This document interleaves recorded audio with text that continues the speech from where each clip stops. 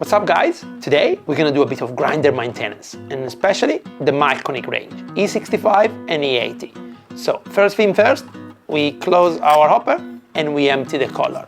So a cup or even the hopper lid will be fine.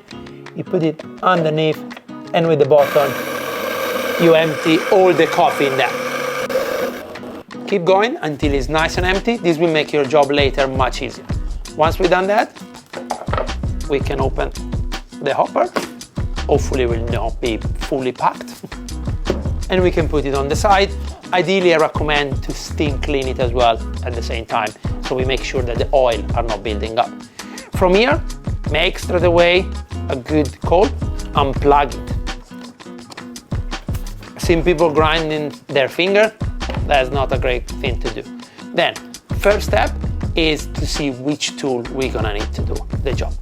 We need a Torx screwdriver, the wire brush, a long flathead screwdriver with a big flathead, and we're gonna see why. It's for the middle screw. It's gonna give us a lot of momentum to open it. A little brush, and I use cloth, I would say, is ideal, like an old rag. The only important thing is dry. We don't want any water to go on our grinder. So first thing first, we move from our setting to 0. This is really important because at the end, we're gonna calibrate the grinder and we want to restart on 0, so we know we have found our 0 point. Once we are there, we take our Torx screwdriver and we undo. Best tip I think I can give you at the beginning is just loosen the screw, don't remove them, you don't need to, and it will be quite annoying if you remove them then to put them back.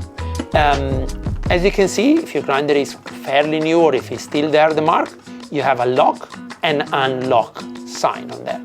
We need to go from the lock position to the unlock. This sometimes might be a bit tricky. I always recommend to use a hoover and hoover up in the middle and have every debris out.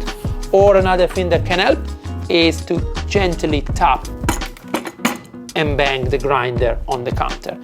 This is happening because some coffee grounds get stuck in the chute and the two flaps, the metal and the silicone, they usually move higher and they block the mechanism. In this case, we can open it and we can move this out. Quick tip I always give in grinder cleaning, any grinder, if it's your first time, I would recommend to flip everything upside down and putting next to the grinder in order. So then when you're going back, you take it from the far end and you just put everything back upside down until you reach close to the grinder. That's the last piece to go up. Once we remove this one, we have a little clip at the back. Then from here, we got a little spring at the back where we can unclip and remove the dial, same upside down. Then we have our silicone flap and our metal flap. As I was saying, the metal one will go a bit higher and it will block the movement of our collar. And then, as you can see, we got 3 screws. Don't remove them, it's just enough to loosen them up. Because once you lose them,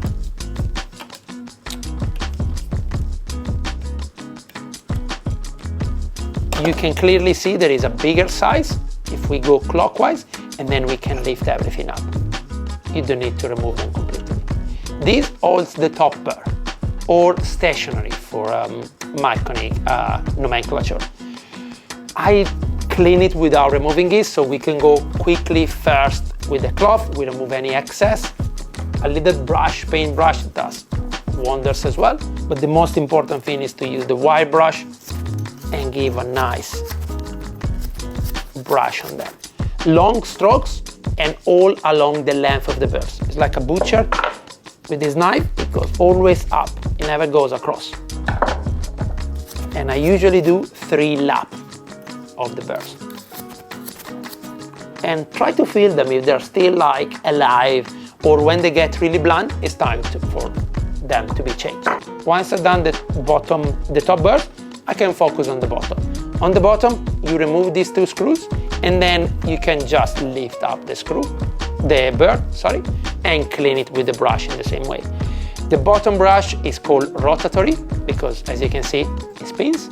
And you might have a different model of burrs, maybe a The new one I have in English as well, but some older version of the burst has it in German. D, that stands, I think, for Dreher, that means rotatory in German.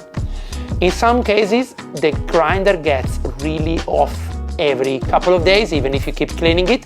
So I would recommend in that case to block with your torque grinder the grinder, and then with a big flathead screwdriver in the middle burr, open it, and then once it's open, you can lift the whole mechanism and clean behind. That's the symptom that some coffee is over depositing underneath, and same, the alignment is not perfect, so then the coffee will struggle to come out consistently. Once I clean this one, I can start to put back. So let's start straight away with the silicone and the metal flap. Silicone goes towards the screen, metal towards the burrs. Push them down nicely so they sit. As I was saying before, if this will move up, it will block our mechanism to open the grinder. Then we put the stationary or top burr. Same. In, then I move it towards the small size where the burrs cannot come out, and I tighten them. Really important to tighten the burrs before we do the recalibration. Otherwise, once we tighten them, it's gonna go super fine, the grinder. So, once we tighten it, we need to see if the burrs are touching. If the burrs are loose, we need to get with this collar on the side, we need to move it finer or coarser. You can see that there are little dots on the side, smaller or bigger dots. Bigger dots means coarser, smaller dots mean finer. So just move it gently, and when the burrs, you can clearly hear it, it's touching. This means it's zero distance. We want still to have some movement. Don't go extremely fine that the burrs are not moving at all. So you need to leave some movement, but the burst has to clearly touch. So this is our zero. That's why we did it at the beginning. And then to put it back, I don't know if you can see, you got 7 little marks. The one in the middle is bigger, is the one that sits on this white dot. So if we go there, we make it there, it clips in on the zero, on the dot, so that means we are perfectly on zero. And then last, we put back the top. Mahlkonig logo at the back, and then numbers towards the screen. Once we're here, we can lock it back and tighten it. Put them back tight, don't get crazy about it. And then, as I was talking before, there is the silicone in there. This silicone helps to keep tight the hopper so it doesn't move with vibration, because if we get loose, our safety pin will kick in and we should shut off the screen. Really important, don't think your grinder went off. Maybe you lost or you damaged this silicone, or you lost one of the 3 little pins inside. With one missing, the hopper will move backwards and unscrew itself, and the grinder shut off naturally. So you just need to let us know, and we can send you over another silicone or one of these rods. And then, even before I'm putting back the hopper, really important to go from 0 to 4. Because we don't want our burrs, once we start the grinder, to touch, because they could damage themselves. And then we can see that if I'm on 4, the grinder moves freely. As soon as I go to 0, the burrs are touching, and you can hear it. 4, then we put the hopper back in, nice and tight, and we are ready to restart. See you next time.